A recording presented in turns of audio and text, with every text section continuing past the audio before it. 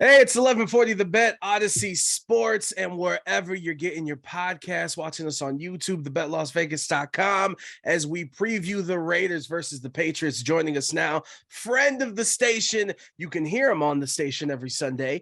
NFL national writer for Bleacher Report, covers the Raiders for Sportsnet, and of course, co-host of the Audacy original podcast, Silver and Black. Today, I was going to ask you some Christmas questions, but we're short on time, so let's get straight into the football. I tweeted this out on Thursday night after the game against the Rams in all caps. Josh McDaniels lost to an ESPN analyst and a Progressive insurance agent in the same season. Mo, your thoughts? I'd say that's pretty much accurate. And I would say the fans would say that's accurate with you with some anger. There's a lot of anger within Raider Nation right now based on the losses that the Raiders have piled up, not only blowing 13 plus point leads 4 times this season already, but as you said, losing to an ESPN analyst. I wouldn't go Progressive insurance. Well, no, listen, I have sources. Of course, I'm born and raised in Cleveland. Obviously, Okay. Baker was with the Browns. I have sources that when the Rams called Baker Mayfield, he was actually in a meeting learning some of the Progressive, just, you know what I'm saying? When you get hired, the new hire meetings, they called him out of that. He left and said, I'll go to LA to play in this football game and we'll see what happens. So I can confirm that tweet at the time was very true. And you bring up Raider Nation being mad. Like after Thursday night, we've had some time to think of it. We got to watch other professional football teams that can win football on Sunday. Like, what else are they supposed to feel after Thursday except being very, very pissed off? I was going to tell you that time has passed. I've watched other games, of course, that I cover the entire league. And I'm, even as a writer who covers the Raiders, I'm still kind of frustrated with that loss because there's no way you get a guy who just doesn't even know his teammates by first name basis yet. And he goes out there and leads 2 scoring drives to beat you within 3.5 minutes and get the W. It's to me, it's insane. It's inexcusable on multiple levels. I know a lot of people want to blame Derek Carr. They want to blame the defense. They want to blame we'll get to him here in a second. But there is enough blame to go around where we could just sit around in a circle and just point guys out like, this is partially your fault, this is partially your fault, this is partially your fault, this is partially your fault. So enough blame to go around there. I want to get your perspective. Not only we talked about my tweet, but on Monday, Peter King came out with his, Monday morning quarterback article. And here's a paragraph I'm going to read to you about the Raiders. Derek Carr, quarterback, Las Vegas, for his mind-boggling, horrible throw at the end of the first half of the Raiders' 17-16 loss to the Rams Thursday night. With 56 seconds left in the second quarter and the Raiders up 13-3, Vegas had a 3rd and 5 at the Rams' 10-yard line. An incompletion here, and the Raiders go into halftime up 16-13. A completion and a touchdown in the final minute, and the Rams go into halftime. The Raiders go into halftime up 20-3. Instead, Carr threw an incomprehensible pop fly with 4 Rams and 1 Raider anywhere near the ball. It is one of the worst throws I've ever seen in a situation like that. Is he right or wrong? He's right. But there's something that he's leaving out, that the guard did get pushed into Carr. That was the excuse a lot of fans had. I'm not excusing Carr for that, by the way, but you have to put that in there, that the throw was altered by the guard being pushed into his lap, and that's why the pass came out wobbly. He didn't throw with that velocity purposely. There was some pocket pressure. He got hit. The ball was deflected, whatever, and this is how you get an awful interception in the red zone. What I will also say, though, is that Carr doesn't deserve a pass for his red zone issues, because he's had red zone issues for his entire career. The stat came out after that game that Carr has thrown 14 red zone interceptions since he's entered league in 2014, which is the most of any player. He's tied with Ryan Tannehill, Phillip Rivers, and Ryan Fitzpatrick and red zone interceptions since 2014. So even if you want to give Carr a pass for the guard being pushed into his lap last Thursday, you cannot excuse 9 years of questionable decision-making, questionable passes inside the opponent's 20-yard line. So Carr does not get a pass for that. Does he get a pass for being outplayed by Baker Mayfield? No. Oh, no. Boy. Not when you have Devontae Adams. I understand Darren Waller, Hunter Renfrow on injured reserve. Hopefully they come back soon. But you have Devontae Adams. And that was my other gripe. Right after the game, I went on with Scott Gobranson and Murph. on Silver and Black today, and we talked about how does Davante Adams finish a game with 7 targets when your offense didn't look good after the first drive.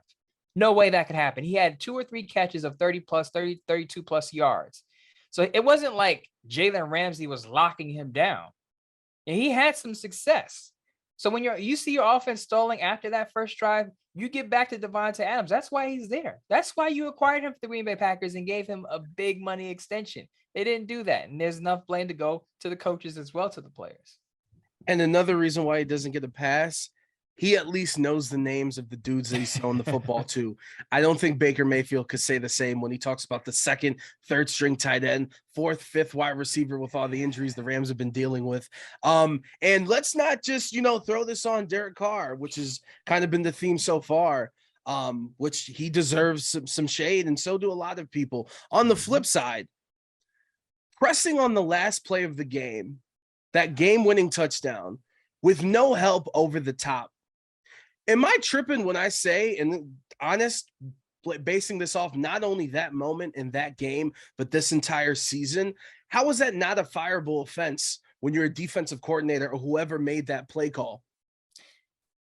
Now, some people will argue and say Deron Harmon was supposed to be the safety over the top, but he got caught looking in the backfield, so he took himself out of the play. My gripe is, you have an undrafted rookie cornerback and Sam Webb on the outside. Before you go out for the play, you need to be, as a defensive coordinator, you need to be screaming to your players, do not let this guy get a one-on-one with Webb. We need help over the top. Whatever happens, don't let them score. Don't let the wide receiver get behind you. That is the number one rule. When you see a team driving and they're trying to drive to get the game-winning score, the last thing you want to do is give up the big play. Keep everything in front of you. And the discipline is just not there. And I don't want to go off on a tangent because I know we're short on time, but go for it. You're good. We often talked about how this team is supposed to be so disciplined under Josh McDaniels. He's coming from New England. He's coming from Bill Belichick, Mr. Do Your Job guy. And the Raiders continuously, in their losses, especially in their collapses, don't do their job. And in that Rams loss, the job was to keep the play in front of them. The one thing you cannot do, as I said, is let the wide receiver behind you. They let it happen. They lose the game. There's more fault. There's more blame, more fault to go around, as I said. And also, it also has to come to something has to be said for the scheme of why your players even thinking about who's in the backfield when this team has no timeouts. There's less than 15 seconds left in the game. So there's not that many options other than them having to score a touchdown. So, and I will be fair in this point that you can call whatever happens on the field. That doesn't necessarily mean that's going to happen, but to not have not one dude over the top on either side of the field, it's ridiculous. And these next two questions, the key word of both of these questions I'm about to ask you are waste. So when it comes to these career years that we're getting from Max Crosby, from Josh Jacobs, it might not be a career year for Davante Adams, but Davante Adams is one of the best wide receivers in the league, and he's proven that this year. When it comes to those three, which one of those in particular hurts the most that is basically being wasted this season with this team's performance? I would say Josh Jacobs, because I expect Davante Adams to be good for a long time. I expect Max Crosby to be good for a while. He's in his prime. And that's not to say Josh Jacobs isn't in his prime, but as we all know, a running back can go from 1,300 rushing yards and being the leader of the league, as Josh Jacobs is right now, to getting hurt and then averaging 3.7 yards per carry because you have a bad offensive line, which the Raiders do have a shaky offensive line. So for him to have the year that he's having, the Raiders should be in the playoff mix. They found the winning formula, which was feed Josh Jacobs about a month ago. After that Jacksonville Jaguars loss, it's kind of like, okay, we're gonna give Josh Jacobs the football, and that's how we're gonna win games. Now the fact that he's had his best season, and as we know, as I said, the running back position is very fickle. It could be a revolving door. One year you're at the top of the league, the next minute you're hurt, and they're wondering we need another running back. We need a dynamic duo now because our guy has been dealing with injuries. As we know, Josh Jacobs has dealt with injuries. So with him and his history of injuries, minor injuries, seeing him perform at this level, but then the Raiders being so far away from the playoff picture, it really hurts for him, because now remember, his future is uncertain.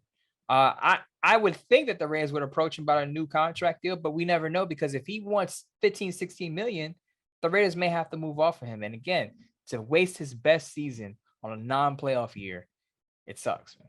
And our final two questions. Raiders currently now with Arizona's loss, I believe they're either the 8th or the 9th spot in the draft. What's your plan moving forward this season? Oh man, that you put me on the spot there. Well, this is my proposed plan, right? Being that Derek Carr has some control over his future, he has a no trade clause in his contract. He has say so, so I can't just deal him. And I can't just say, well, I'm sending Carr to Green Bay or I'm sending Carr to the Colts. He has to stamp his approval on it. So my plan would be if he says, no, I'm not waiving my no trade clause. I'm going to retire a Raider. Either I play for the Raiders or I retire. Then I say, okay, we're drafting a quarterback in the first round.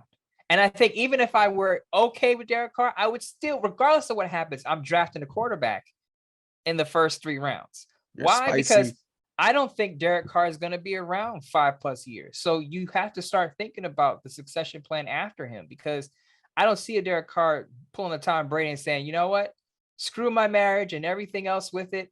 I'm going to play till I'm 46 years old. I don't think that's Derek Carr. He's a family man. He's a man of Christ. And if you're into that, you know that taking care of your family is number one. So he's not doing that. He's not taking the Tom Brady route. Okay. So you need a succession plan. I'm drafting a quarterback and the rest of it going with the defense and offensive line. We don't even have time to not only get into your passion for Christmas or the Tom Brady rumors. Real quick, less than 30 seconds, a prediction for this Sunday against the Patriots, the reunion for McDaniels and Belichick. I want to say the Raiders are going to win the game, but I said that they would dominate the Rams. And I looked correct for, a good 3.5, 3 3/4. Didn't happen. I say the Patriots win. If you saw what the Patriots did to the Cardinals makeshift offensive line Monday night, Matt Judon and Josh Uche, those guys are headhunting out there.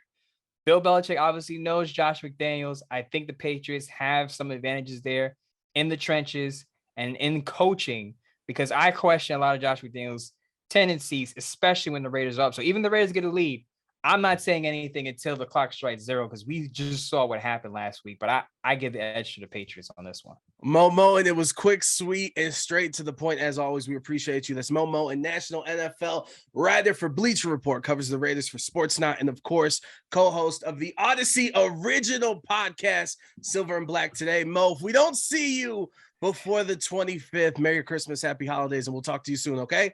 Same to you, my man. Appreciate you having me on.